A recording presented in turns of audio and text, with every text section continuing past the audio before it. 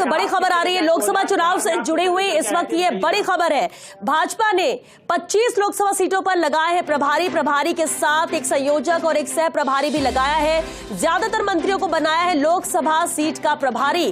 तो लगातार तैयारियों में तो भाजपा पहले से जुटी हुई थी, लेकिन लोकसभा चुनाव से जुड़ी इस वक्त ये बड़ी खबर है, जब भाजपा ने 25 लोकसभा सीटों पर अब प्रभारी लगाए हैं। प्रभारी के साथ एक संयोजक और एक सह प्रभारी भी लगाया गया है। ज्यादातर मंत्रियों को लोकसभा सीट का प्रभारी बनाया गया है।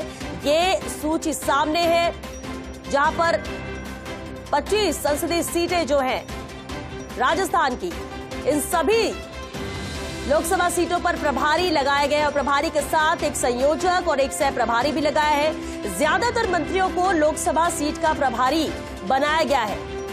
तो अब एक एक सीट पर जो प्रभारी है वो किस तरह से फोकस करेंगे, किस तरह से उस सीट को और ज्यादा मजबूत करना है, लोगों तक पहुंच बनानी है, सरकार की, केंद्र सरकार की जो योजनाएं हैं उसका कितना लाभ मिल रहा है, कैसे वो फायदेमंद है, वो जन जन तक पहुंचाना है, ये जिम्मेदारियां कह सकते हैं कि तय कर दी गई हैं।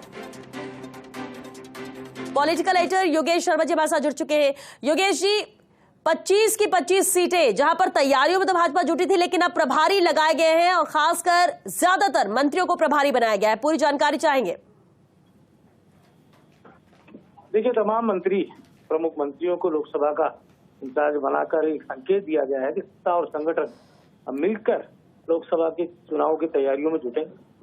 मंत्री को प्रभारी बनाने का मकसद ये होता है कि मंत्री जब तक चुनाव आचार संहिता नहीं लगती उससे पहले जाकर वो बैठ के रहेंगे और स्थानीय स्तर पर जो भी समस्याएं हैं, जो भी कार्यकर्ताओं की पीड़ा है, सरकार बनने के बाद एक मैसेज सत्ता होने का कार्यकर्ताओं के बीच में जाना चाहिए, तो वो मैसेज देने का प्रयास करेंगे।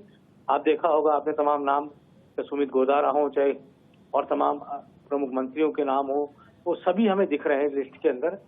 और साथ ही ये भी कोशिश की गई कि संगठन और सत्ता का सामंजस्य हो, संगठन के पदाधिकारियों को साथ में जोड़ा गया है और एक लंबी सूची यहाँ पर 25 लोकसभा सीटों के प्रभारियों की सामने आई है। श्वेता, एक खास बात और है जी, कि भारतीय जनता पार्टी के तमाम प्रभारी जल्द से जल्द अपने प्रभार क्षेत्रों की यात्राओं को शुरू कर देंगे। राज्यसभा चुनाव तक जरूर उनको यहाँ रहना होगा। वोटिंग भी की जरूरत पड़ी तो वोटिंग होगी, अगर वोटिंग नहीं हुई, निर्विरोध संपन्न हुआ, लेकिन उनका रोड मैप बता दिया गया है और जल्द से जल्द अपने प्रभार क्षेत्रों में भी जाएंगे। साथ ही स्थानीय स्तर पर सरकार की जो अब तक की कार्य योजना है, बजट भी अंतरिम पेश किया गया, उसके बाद की जो कार्य योजना है, उस योजना के तहत क्या जनता के बीच में भजनलाल सरकार का कितना प्रभाव अब तक जम पाया है, मोदी सरकार की गारंटियों का कितना प्रभाव है, क्योंकि लोकसभा का चुनाव है, तो निश्चित तौर पर जनता का मूड देश की सरकार बनाने के को लेकर रहता है कि कैसे केंद्र में कौन सरकार बननी चाहिए, तो उस लिहाज से जनता वोट देती है।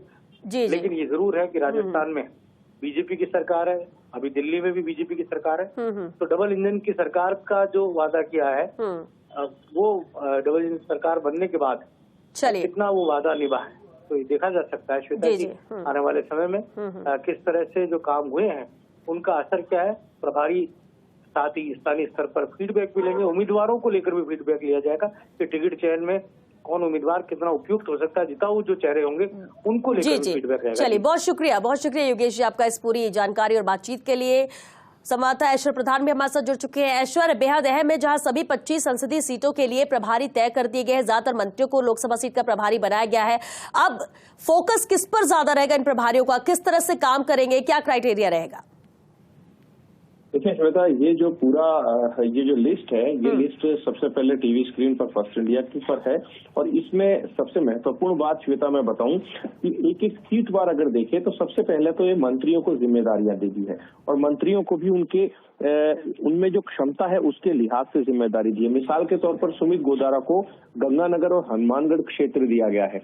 बहुत आसान नहीं है, बहुत कठिन क्षेत्र माना जाता है, लेकिन सुमित गोदारा की कार्यक्षमता अच्छी है, उसी क्षेत्र के रहने वाले हैं, तो मंत्रियों को ज्यादातर उनके आसपास के क्षेत्र में लगाया गया है। मिसाल के तौर पर करौली धौलपुर है, जहां पर जवाहर सिंह बेडम को लगाया गया है, क्योंकि वो जानते हैं कि उस क्षेत्र के लोगों को कैसे साधा जाए। लेकिन जो लोकसभा के सह प्रभारी लगाए गए हैं, इनको अब इन टीम के साथ जोड़ा गया है। जैसे विमल अग्रवाल को जोड़ दिया है, बलराम दून को जो आमेर से आते हैं इनको जोड़ दिया है, गोवर्धन जादौन करौली के हैं, बड़े अच्छे कार्यकर्ता इनको जोड़ दिया है, लक्ष्मीकांत भारद्वाज को सुरेश रावत सरी के नेता के साथ जोड़ा है। अलवर क्षेत्र के लिए लक्ष्मीकांत भारद्वाज अच्छे वक्ता है।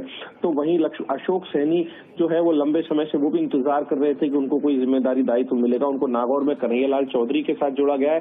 कन्हैयालाल चौधरी का एक खाटी जाट नेता के रूप में एक पहचान बनती जा रही है और कल जो जिस तरीके से उन्होंने कार्रवाई की, उस कार्रवाई के बाद और उनकी पॉपुलैरिटी बढ़ी है। तो कन्हैयालाल चौधरी को जाटलैंड में भेजा गया है। हालांकि उनके लिए चुनौती होगी, लेकिन वो चुनौती को उबार लेंगे।